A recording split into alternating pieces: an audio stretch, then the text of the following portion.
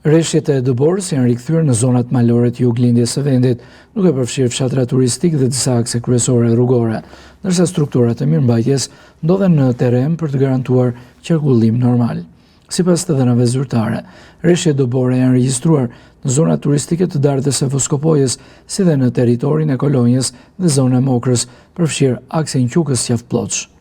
Në disa zona raportojnë edhe probleme të erpasershme me energjinë elektrike për shkak të kushteve atmosferike.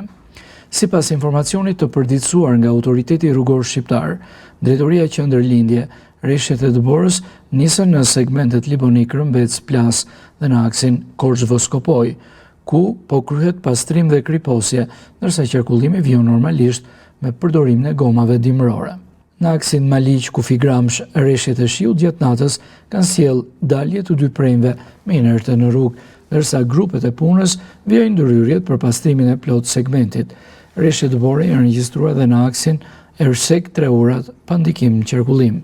Në akset Korçë-Ersek, Zëmblak-Goric dhe Bilisht-Miras, rreshtet paraqiten me intensitet ulët dhe mesatar, ndërsa grupet e mirëmbajtjes po punojnë pa raportime për vështirësi.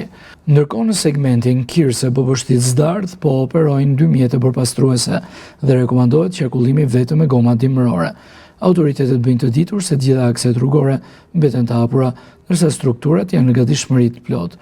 Drejtuesit e mjeteve këshillohen të tregojnë kujdes të shtuar gjatë lëvizjes dhe të pajisin automjetet me goma dimërore, veçanërisht në zonat turistike dhe akset malore.